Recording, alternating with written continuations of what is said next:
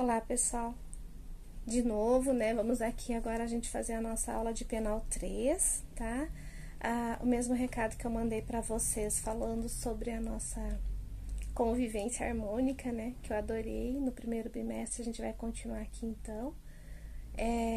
Saudade de vocês, se cuidem, tá? E vamos começar então de onde a gente parou em direito penal. Nós estávamos falando sobre o crime de lesões corporais e nós vimos até o parágrafo, antes do parágrafo 9º.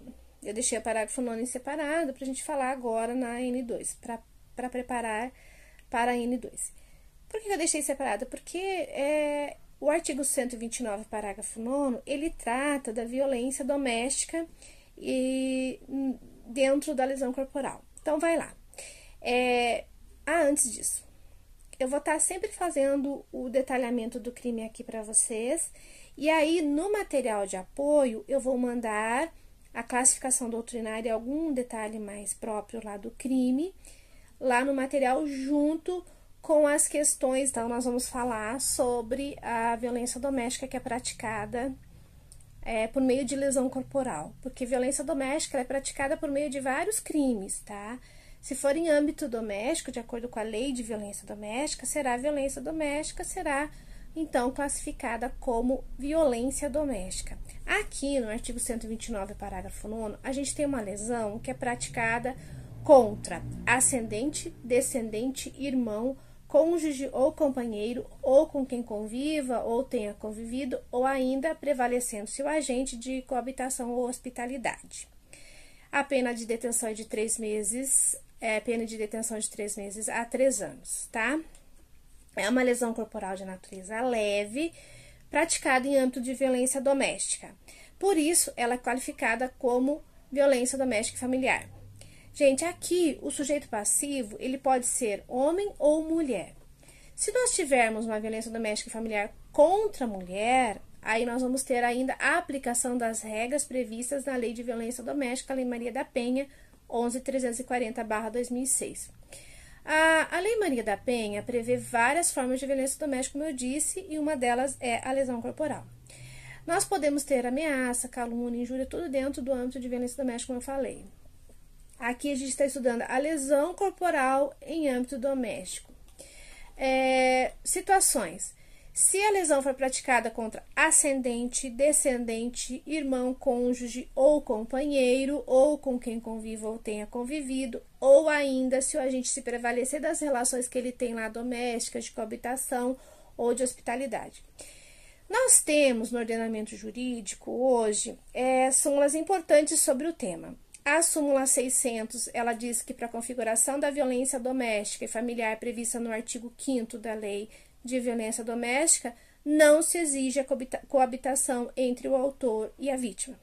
A súmula 588, ela fala que a prática de crime ou contravenção penal contra a mulher com violência ou grave ameaça dentro do âmbito doméstico impossibilita a substituição da pena privativa de liberdade por restritiva de direitos. A súmula 589 do STJ, ela fala que é inaplicável o princípio da insignificância nos crimes ou contravenções penais praticadas contra a mulher no âmbito de relações domésticas. No parágrafo 9º que a gente acabou de ver, então, a lesão corporal é leve. Mas como ficam as outras lesões se elas ocorrerem dentro dessa questão da violência doméstica? O parágrafo 10, ele vem para incluir, então, essas outras lesões. Aqui no nosso parágrafo 9º, o parágrafo 10º, ele vai dizer assim, ó: se os casos previstos, nos casos previstos do parágrafo 1º a 3º do 129, lesão grave, gravíssima, seguida de morte, se as circunstâncias forem as do parágrafo 9º que nós estamos estudando, aumenta-se a pena em 1/3. Tá. No parágrafo 11, nós temos a seguinte hipótese. Se tiver ainda o crime, se o crime for cometido contra a pessoa portadora de deficiência, a pena também será aumentada em 1/3. Então, é uma causa de aumento de pena. No parágrafo 12, a gente tem também a possibilidade da lesão ser praticada contra a autoridade ou agente descrito nos artigos 142 e 144 da Constituição Federal. integrantes do sistema prisional e da Força Nacional de Segurança Pública, no exercício da função e da ocorrência dele. Então, se acontecer essa situação, a pena também vai ser aumentada em 1/3, tá? Em regra, a pena do crime de lesão corporal, ela é perseguida mediante ação penal pública incondicionada. Excepcionalmente, porém, se a natureza da lesão for leve, no artigo 129 caput, ou culposa, o oferecimento da ação penal dependerá de representação da vítima ou do seu representante legal. Sendo assim, nesses casos, a ação penal é pública condicionada à representação. Na lesão corporal em âmbito de violência doméstica, a ação penal é pública incondicionada, conforme súmula 542 do STJ. Beleza? Agora a gente vai passar para o capítulo 3, que ele fala da periclitação da vida e da saúde. Então, nós vamos tratar, gente, de acordo com a lei, dos crimes de perigo. São infrações penais que que ofendem ao bem jurídico com a simples probabilidade de dano. Então, não vai haver uma lesão substancial, vai ter uma probabilidade de dano.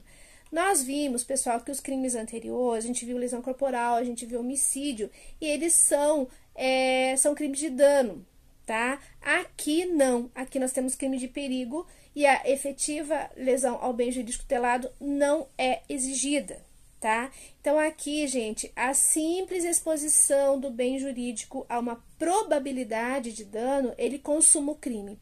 Então, a mera exposição do bem jurídico penalmente tutelado a essa situação de perigo consuma o crime. Nós temos duas espécies de perigo: perigo abstrato ou perigo de simples obediência. Os crimes de perigo abstrato ou de simples obediência, eles se consumam automaticamente com a mera prática da conduta. Então, não exige a comprovação da produção de situação de perigo. Por exemplo, tráfico de drogas, tá? Os crimes de perigo concreto, por sua vez, eles se consumam com a efetiva comprovação no caso concreto da ocorrência de situação de perigo.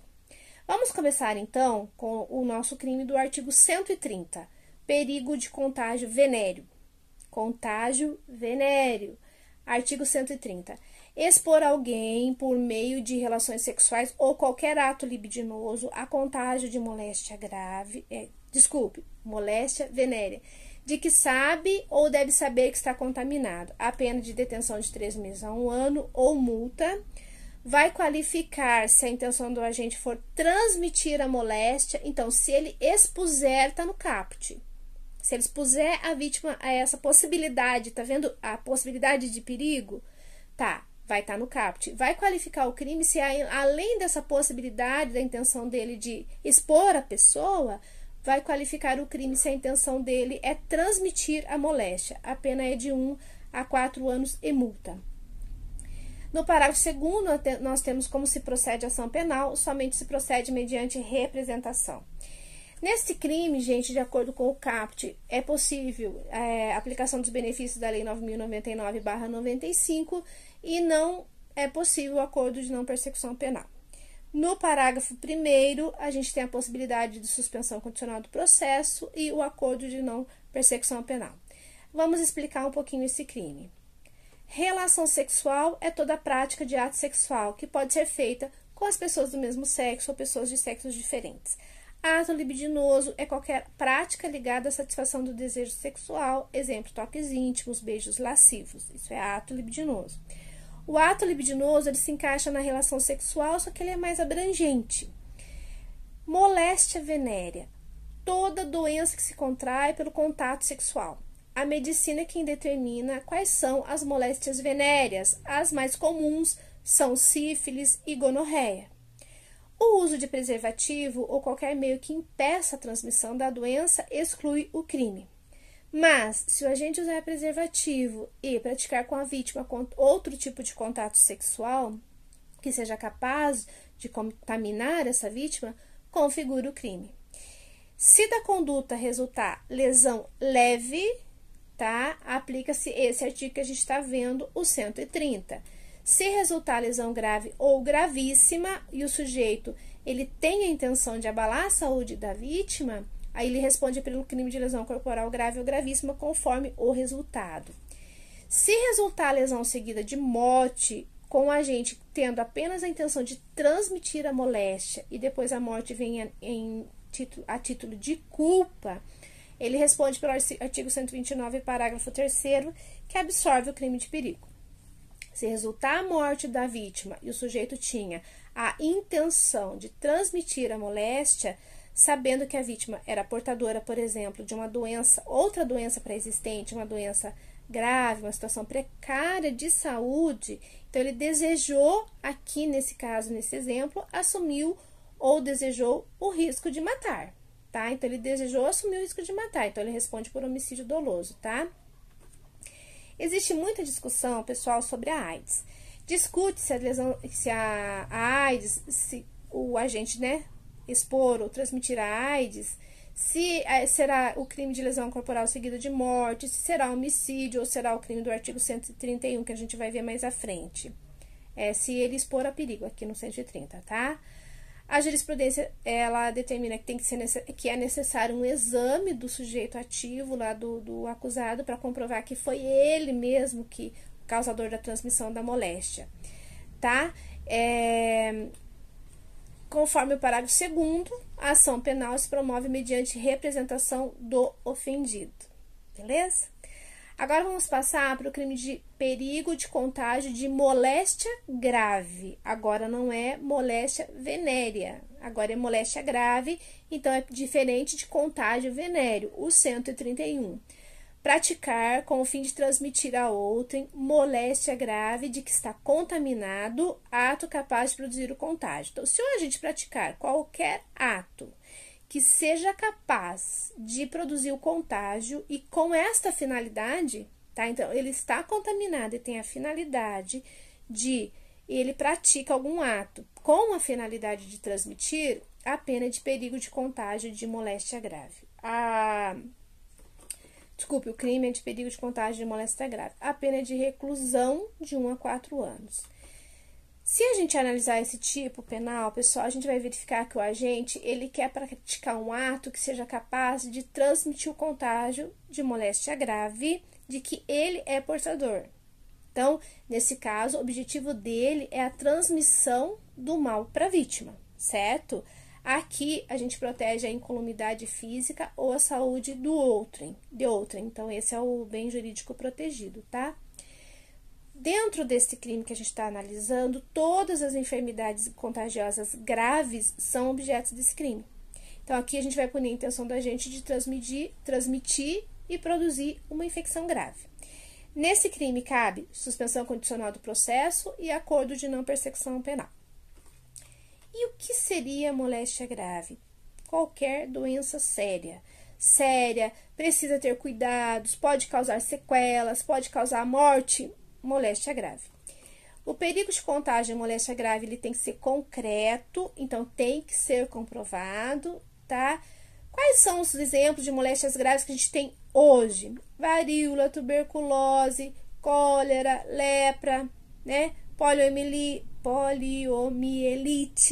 né? A moléstia grave, gente, pode ser ou não transmitida através do ato libidinoso. Pode ser também, tá? Mas, desde que não seja venérea, tá? Desde que seja uma doença venérea, a gente vai tipificar no artigo 131. Se for doença venérea, no 130, tá? O coronavírus, né? Essa coisa que apareceu aí pra gente agora, que a gente tá nesse sofrimento aí, ele é um exemplo de moléstia grave. Então, se o agente tiver o dolo de transmitir a doença, ele vai responder por esse crime, porque o coronavírus a gente sabe que mata, né? Consumação e tentativa. Como se consuma esse crime do artigo 131? Com a prática de qualquer ato idôneo para transmitir a moléstia. Então, não precisa que a vítima pegue, não precisa que haja a transmissão, mas precisa que tenha uma prática com a finalidade de transmitir. Por isso é crime de perigo, tá? Pode se consumar com a prática de atos libidinosos, desde que a moléstia não seja venérea, como eu falei, né? Se o agente ele não tem a intenção de transmitir a moléstia mesmo que o crime seja de perigo, o dolo é de dano, certo? Vai se afastar o delito daí, tá bom? Esse tipo penal admite a forma tentada. A consumação se dá com a prática de ato capaz de produzir o contágio. Como que nós vamos fazer se nós tivermos esta conduta, mas junto com ela nós tivermos lesão corporal grave ou lesão corporal gravíssima, tá? Vai ser a mesma situação, tá? Então, prevê, se tiver lesão corporal grave ou gravíssima, o crime será de lesão corporal grave ou gravíssima. Ou se tiver lesão corporal seguida de morte, será lesão corporal seguida de morte. Não vai ser esse crime, tá? Somente se a lesão for simples, é que o agente vai responder por esse artigo. O crime só é punido a título de dolo, tá? Existem algumas possibilidades que o Damásio de Jesus ele menciona pra gente. Se houver intenção de matar a vítima, vai ser homicídio tentado ou consumado. Se a intenção do agente não é matar a vítima, mas ela falece, lesão corporal seguida de morte. Se em virtude da conduta resultar enfermidade incurável, vai ser lesão corporal gravíssima. Por fim, se a conduta se configurar com um único ato, a gente sabe que não é possível a tentativa, né? Se configurar com vários atos, vai se admitir a tentativa, porque a gente consegue fracionar os atos, então consegue dizer que há tentativa, tá? A ação penal é pública incondicionada. Pessoal, o próximo crime é perigo para a vida ou a saúde de outrem. Então, a gente vai proteger a vida ou a saúde de outras pessoas, esse é o objeto jurídico do crime, tá?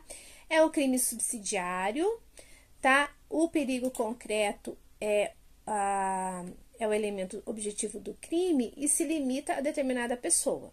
Então, esse perigo para a vida ou saúde de outrem, de outrem. O legislador não está dizendo assim, perigo para a vida ou saúde. Se ele estivesse falando assim, nós teríamos um grupo de pessoas aí, uma questão mais abstrata. Aqui, a gente tem um perigo concreto limitando-se a determinada pessoa, certo? Artigo 132. Expor a vida ou a saúde de outrem a perigo direto e iminente.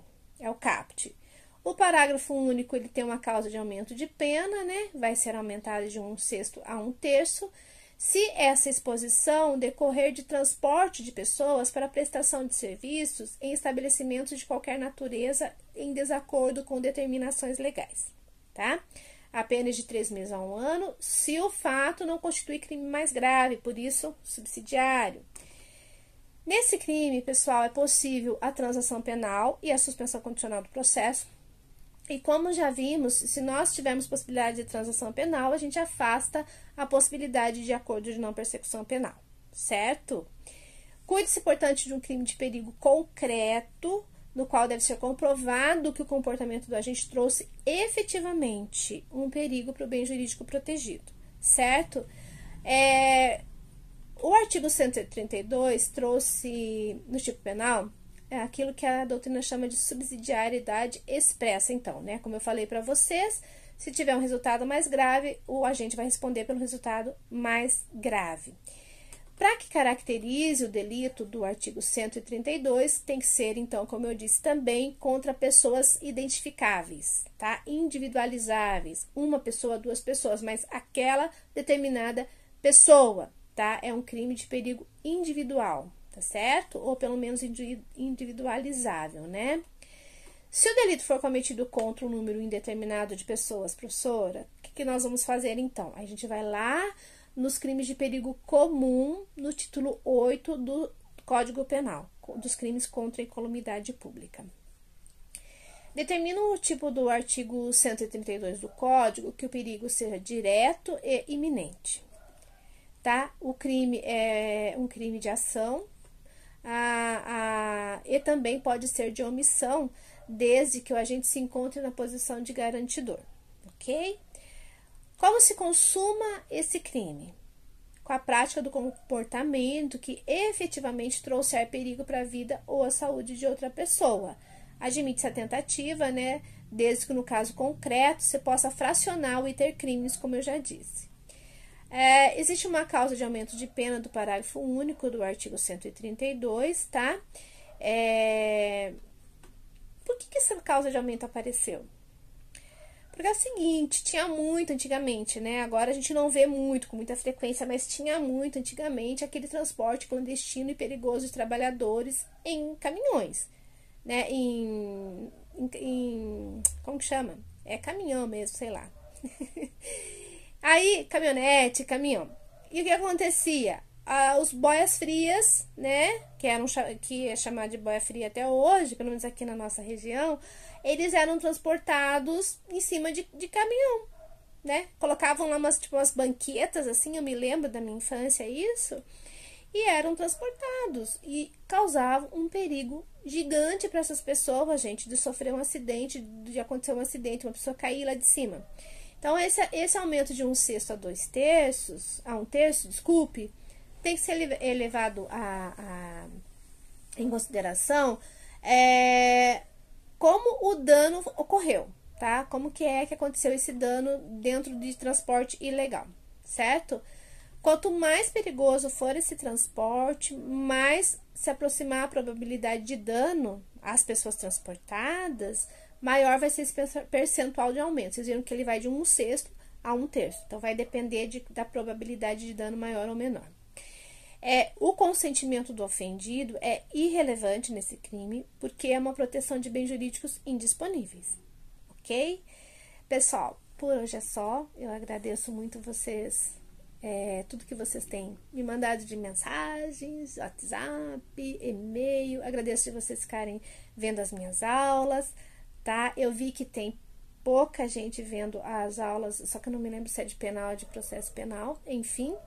Preciso que vocês vejam as aulas para a gente continuar aí o nosso ritmo, para a gente não se deixar levar por tudo que está acontecendo, embora tudo que esteja acontecendo seja triste, mas a gente precisa seguir a nossa vida aí de acadêmicos, tá bom, gente? Um beijo bem grande para vocês.